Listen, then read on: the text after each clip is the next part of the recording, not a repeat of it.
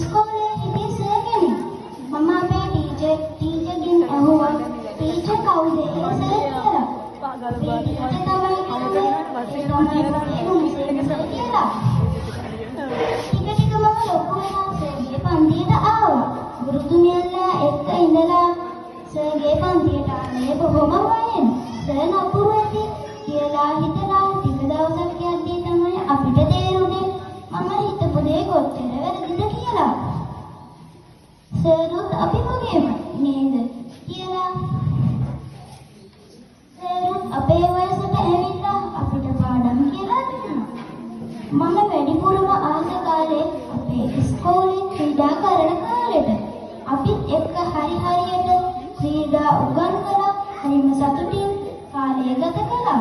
අපේ විවේක කාලයේදී උනත් අපේ සර් අපි එක්ක සතුටින් කාලය ගත කළා.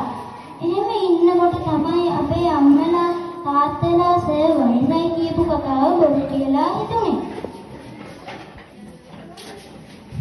අපේ ඉස්කෝලේ තියෙන හැම වැඩසටහනකදීම මූලිකත්වයේ අරන් හරි ලස්සනට කතා කරනකොට මට ආස හිතුණා සර් වගේ කතා කරන්න.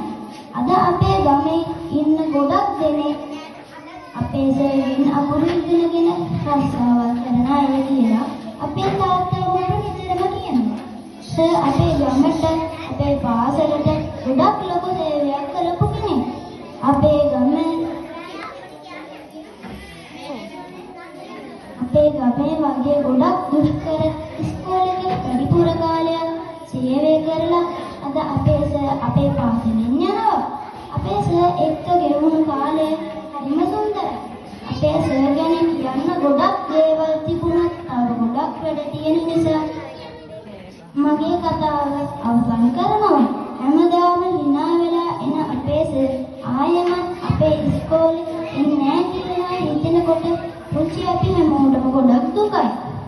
අපි වගේ දරුවන් 100,000 දෙනෙක් ජීවිතය ආලෝකමත් කර විශ්‍රාම ගන්න අපේ ගුරුතුමනි ඔබට නිදුක් නිරෝගී විශ්‍රාම දිවියක් ලැබේවා.